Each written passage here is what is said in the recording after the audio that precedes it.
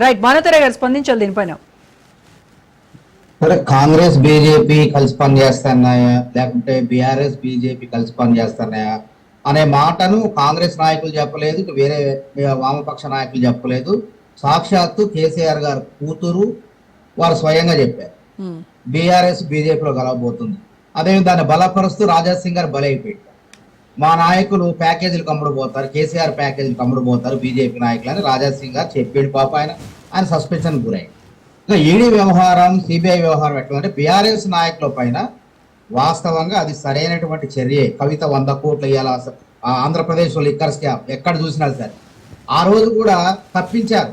కాంగ్రెస్ ఒక ప్రతిపక్షంగా ఉన్నప్పుడు అన్ని పార్టీలు కూడా కవితను ఎప్పుడు అరెస్ట్ చేస్తారంటే అసెంబ్లీ ఎన్నికల్లో అరెస్ట్ చేయాలి.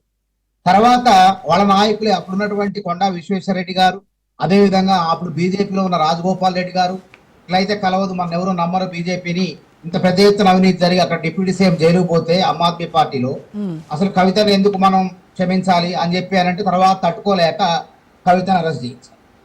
ఆ విధంగా మళ్ళీ కవిత బెయిల్ అనేది ఏ విధంగా వచ్చిందో అందరు కూడా కళ్ళ ముందు చూసి. కాబట్టి ఇక్కడ ప్రజాధనం వినండి, సుప్రత గారు ఒక్క నిమిషం కంప్లీట్ చేయనివ్వండి.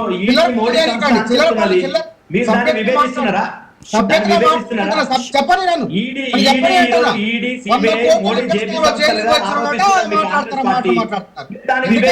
సభ్యత లేకుండా సభ్యత పాటించు కాస్త అటు నువ్వు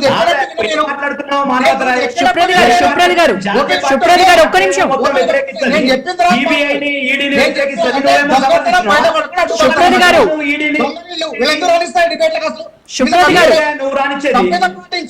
ఒక్క నిమిషం, మానవతర గారు ఒక్క నిమిషం. మాట్లాడిన తర్వాత అది సభ్యత. మానవతర గారు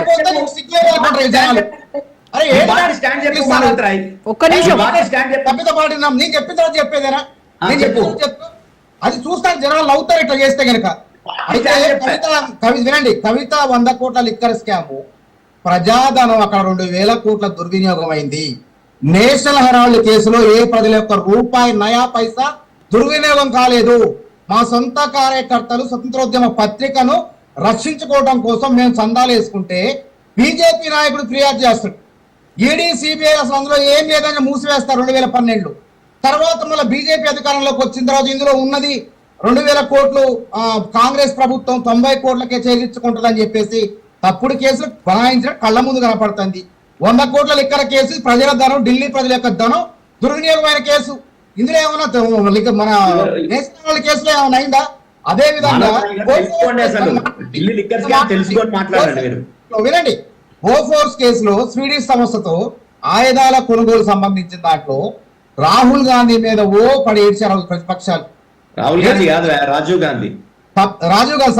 గాంధీ మీద పడి ఏడ్చారు. ఆ రోజు ఏడిస్తే విచారణ జరిగింది, సిబిఐ విచారణ జరిపిన ఎంత 64 కోట్ల అవినీతి.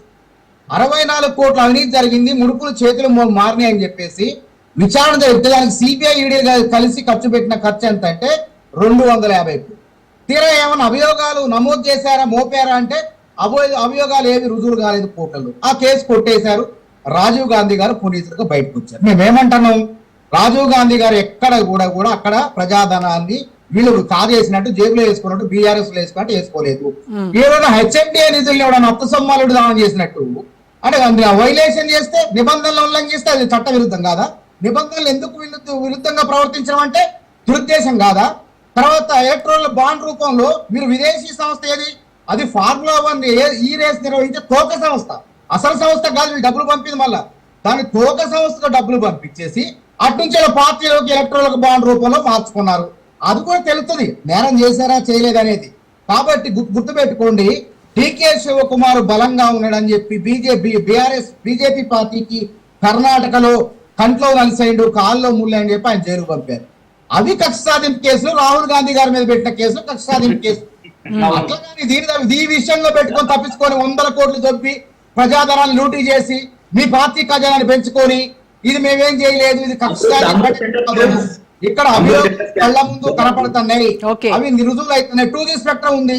అప్పుడు కలిమూలి రాజా గారిని జైల్లో పెట్టారు. తర్వాత అభియోగాలు మోపలేకపోయారు, రుజువులు చూపించలేకపోయారు, కోర్టు కొట్టేసింది. అయితే మానవతరే గారు యూపీఏ హయాంలో సుప్రీంకోర్టు సిబిఐ గురించి కూడా మాట్లాడింది. అంటే పంజరంలో చిలకలాగా సిబిఐ మారిపోయింది అని కూడా మీ హయాంలోనే కదా మరి సుప్రీంకోర్టు విమర్శించింది సిబిఐని. ఇప్పుడు చూస్తున్నాం పంజరంలో చిలకలా మారిందో, మోడీ ఇంట్లో బోన్లో పిల్లిలా మారిందో సిబిఐ ఈడీలు మనకు అర్థమైపోయింది. మోడీ మాట పోతే ఈడీలు వస్తాయి. ఎవడైతే ఆర్థిక నేరగాడు ఉండో బీజేపీ పార్టీలో పోతే పునీత్ రైతులు వాడు గుర్తుపెట్టుకోండి. ఇలా ఆంధ్రప్రదేశ్ లో సివిఎల్ నరసింహరావు అని ఒక ఆయన రాజ్యసభ సభ్యుడు ఉండే వాళ్ళ పార్టీలో. ఆయన పార్లమెంట్ ఎథిక్స్ కమిటీకి ముగ్గురు నాయకుల పేరు మీద 5,000 కోట్ల ఒక ఆయన, 7,000 కోట్ల ఒక ఆయన బ్యాంకులో కుంభకోణం అవినీతి పాల్పడని ఫిర్యాదు చేసి ఎప్పుడైతే వాళ్ళు బీజేపీ ఆఫీస్ లో పోయి కండవ కప్పుకున్నారో, ఇది ఇందాక అన్నారు కదా వాషింగ్ పౌడర్ నిర్మా, వాళ్ళు పునీతులు అయిపోయారు. వాళ్ళ మీద కనీసం ఈడీ గాని మోడీ గాని కన్నెత్తి దొరకలేదు. జైల్లో పోవాల్సిన వాళ్ళందరూ కూడా బీజేపీ ఆఫీస్ లో పోతున్నారు, తప్పించుకుంటున్నారు. అదే విధంగా వీళ్ళే కాదు, హేమంత్ బిశ్వా శర్మ ఆ పశ్చిమ బెంగాల్ శారద అవినీతిలో పెద్ద సూత్రధారి ఆయన కాంగ్రెస్ నుంచి ఎప్పుడైతే బీజేపీలో పోయిండో ఆడ ముఖ్యమంత్రి అయిండో కథం, ఈడీ లేదు ఏం లేదు, బిరుడా పెట్టేసారు, అయిపోయారు. గుర్తుపెట్టుకోండి, ఆ రోజు కేసీఆర్ గారు సఖ్యత ఉండబట్టే కాళేశ్వరం ఏటీఎం గా మారింది అని చెప్పి నడ్డా అన్నాడు, తర్వాత అమిత్ షా అన్నాడు. చివరికి వాళ్ళ భాగస్వామ్య పక్షం కాబట్టి, అంటే వాళ్ళతో సఖ్యతగా ఉన్నారు కాబట్టి వాళ్ళ మీద ఈడీ వాళ్ళే సిబిఐ దూరలు వాళ్ళ మీద.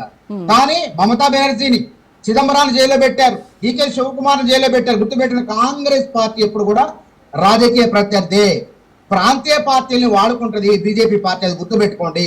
కాబట్టి మేము ఆ రోజు ఎవరి హయాంలో అసలు సిబిఐ అధికారులు ఎక్కడ తన్నుకున్న చరిత్ర ఉందా? సిబిఐ అధికారులే కాదు, హైకోర్టు జడ్జిలు కూడా స్వయం ప్రతిపత్తి గల సంస్థలు అధినేతలు వాళ్ళంతా డైరెక్టర్ తన్నుకున్నారు ఒకళ్ళొకళ్ళు. జడ్జిలు కూడా ఒకళ్ళ మీద ఒకళ్ళు ఆరోపణలు చేసుకొని బయటకు వచ్చిన చరిత్ర మోడీ హయాంలో జరిగింది.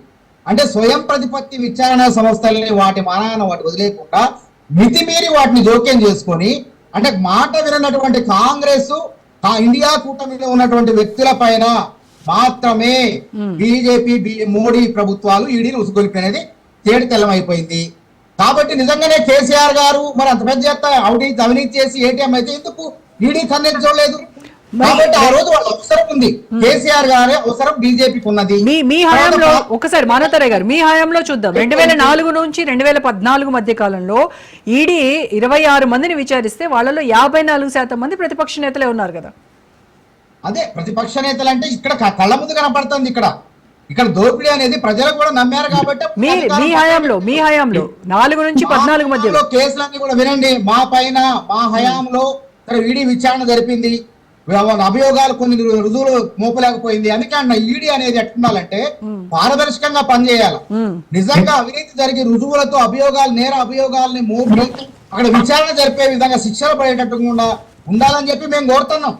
ఏనాడు కూడా మేము వీళ్ళు లాగా ఎప్పుడు కూడా అంత దుర్వినియోగం అనేది చేయలే. కాకపోతే ప్రతిపక్ష నాయకులు ఏంటంటే ఆరోపించినా ఇలా మోడీ గారి మీద ఎందుకు కేసు లేదంటాడు. అప్పుడు జవాబుదారితనంతో అప్పుడు ఉన్నటువంటి కాంగ్రెస్ ప్రభుత్వాలు ప్రతిపక్ష నాయకులు బీజేపీ వామపక్ష నాయకులు ఆరోపిస్తే వెంటనే విచారణ వేరన్నా కోర్టులో కేసేస్తే విచారణ సమయంగా జాగేటట్టు చూసేవాళ్ళం. పార్టీ నాయకుల పైన కేసులు నమోదైనా కానీ కాంగ్రెస్ నాయకులు వాటి వంక చూసేది కాదు. ఈడీ వాళ్ళకే వదిలిపెట్టేది, సిబిఐకి వదిలిపెట్టేది. అందుకే విచారణలో కాంగ్రెస్ నాయకులు విచారణ ఎదుర్కొన్నారు, పెద్ద నాయకులు. ఇలా నేషనల్ హెరాల్డ్ కేసులో కూడా సోనియా గాంధీ, రాహుల్ గాంధీ మీద మచ్చలేని వాళ్ళ మీద మచ్చ వేశారు. వాళ్ళేం దేశద్రోహం చేయలే, భారత ప్రభుత్వ ప్రజల యొక్క ధనాన్ని కాజేయలేదు. కాంగ్రెస్ కార్యకర్తలు స్వతంత్రోద్యమ పత్రికను తమ పత్రికను కాపాడుకునేందుకు విరాళాలు ఇస్తే సుబ్రహ్మణ్యం స్వామి ఫిర్యాదు చేస్తాడు. అదే ఈడీలు సిబిఐలు ఇందులో ఏం లేదని మూసివేస్తారు. మోడీ అధికారం రాగానే అవినీతి పరులుగా సోనియా గాంధీ, రాహుల్ గాంధీ గారిని చిత్రించే విధంగా వాళ్ళని నోటీసులు ఇచ్చి కోర్టుకు పిలిపిస్తారు. కాబట్టి మాకు నమ్మకం ఉన్నది. ఎందుకంటే ఎవడైతే నేరం చేస్తే తప్పకుండా అందులో పోవాల్సిందే. మొన్న గాలి జనార్దన్ రెడ్డి చూశాను, గాలి జనార్దన్ 7 సంవత్సరాలు విచారణ జరిగింది. అక్కడ వాస్తవాలు ఉన్నాయి కాబట్టి ఇక్కడ సిబిఐ కోర్టు శిక్ష విధించింది. సరే, ఆయన జైల్లో నుంచి బయటికి రావచ్చు, కానీ అత్యున్నత న్యాయస్థానం దాకా పోయిన తర్వాత తప్పకుండా ఆయన శిక్షింపబడతాడు. పార్టీ నాయకులు కూడా ఈ వంక పెట్టుకొని తప్పించుకుందాం అంటే కుదరదు. ఇక్కడ రాష్ట్రంలో విచారణ సంస్థలు పారదర్శకంగా జవాబుదారితనంగా వ్యవహరిస్తున్నాయి. రుజువులు ఆధారాలు కూడా సేకరించినాయి. అరెస్ట్లు అనే పర్వం అనేది త్వరలోనే, అది నెక్స్ట్ మంత్ వచ్చే మంత్ ఎవరైతే అసలు సూత్రధారులు ఉన్నారో వాళ్ళందరినీ కూడా ప్రభుత్వాలు ప్రజలకు ఇచ్చిన మాట ప్రకారం వదిలిపెట్టాం. ఎందుకంటే అధికారం లేనప్పుడు మేమేం చెప్పినాం, వాగ్దానాలతో right, పాటు yeah. ఎవరైతే అవినీతి పాల్పడుతారో వాళ్ళని కఠినంగా శిక్షిస్తామని చెప్పినాం. ఓకే మనోతర్